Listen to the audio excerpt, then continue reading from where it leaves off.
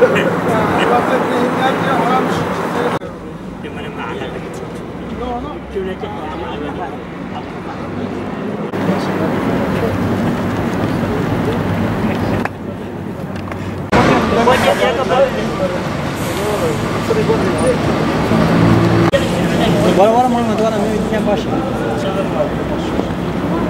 Ya damla neyin ama? Bu müzik nerede söyleyeyim?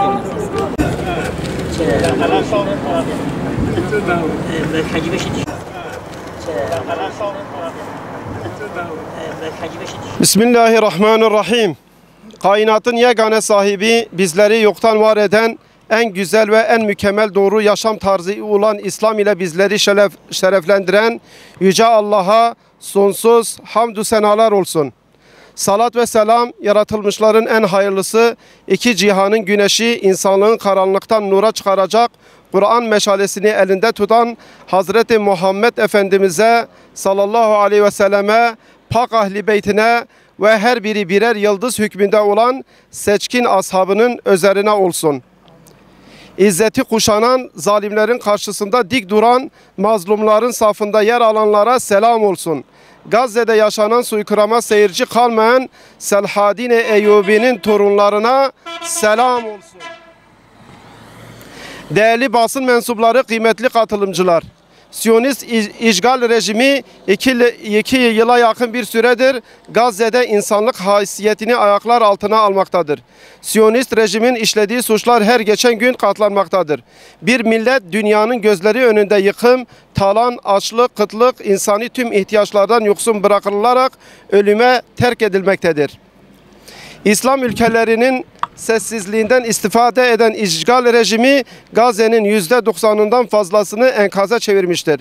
7 Ekim 2023'ten bu yana 60 binden fazla kardeşimiz şehit düşmüş, 150 bin civarı kardeşimiz ise yaralanmıştır. 20 binden fazla kardeşimiz enkaz altında olup henüz naaşlarına ulaşılamamıştır. Şehit ve yaralıların %70'den fazlası bebek, çocuk ve kadınlardan oluşmaktadır. Gazze'de adeta birer çocuk mezarlığına dönüşmüştür.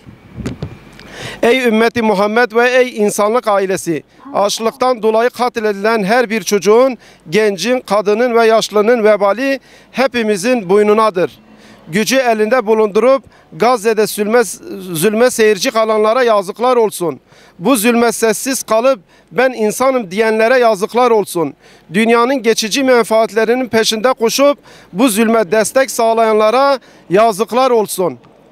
Kalpleri körelmiş, gözleri harama dalmış, kulakları zulme çanak olmuş, dilleri fitneye hizmet eden uluslararası toplum ve devletler Gazze soykırımından mesuldür. Bu mesuliyetten hiç kimse beri değildir. Başta İslam ülkelerinin liderleri akan kanın en büyük sorumlusudur. İslam ülkelerinin liderleri üzerlerine düşeni yapmış olsaydı bugün Gazze'de bu kan akmayacak, evler yıkılmayacak, soykırım olmayacaktı. Dünyanın özgür halklarından ve vicdan sahibi devlet liderlerinden öncelikli ve acil talebimiz şudur: açlık, kıtlık ve ilaçsızlıktan dolayı bir halkın yok olması tüm insanlık aleminin yok olması anlamına gelecektir. İnsanlığın haysiyetini omuzlamak için Gazze'de insan krizi bir an önce son verilmeli, Gazze'ye insani koridor açılmalıdır. İşte bu gündemle ve bu amaçla Anadolu'dan meclise, meclisten Gazze'ye sloganı ile Türkiye'nin her yerinden yola koyuluyoruz. 10 Ağustos Pazar günü saat 18.30'da Ankara Güven Park'tan toplanıp TBMM'ye yürüyerek bu talebimizi daha yüksek sesle haykırıyoruz. Gazze'nin kahraman halkına, izzeti kuşanan liderlerine, Siyonist işgale direnen mücahitlere selam olsun. Allah'ın selamı, rahmeti ve bereketi üzerinize olsun. Rabbimiz hepimizin ecrini kat kat versin. Allah'a emanet olunuz. Esselamu Aleyküm ve Rahmetullahi ve Berekatuhu.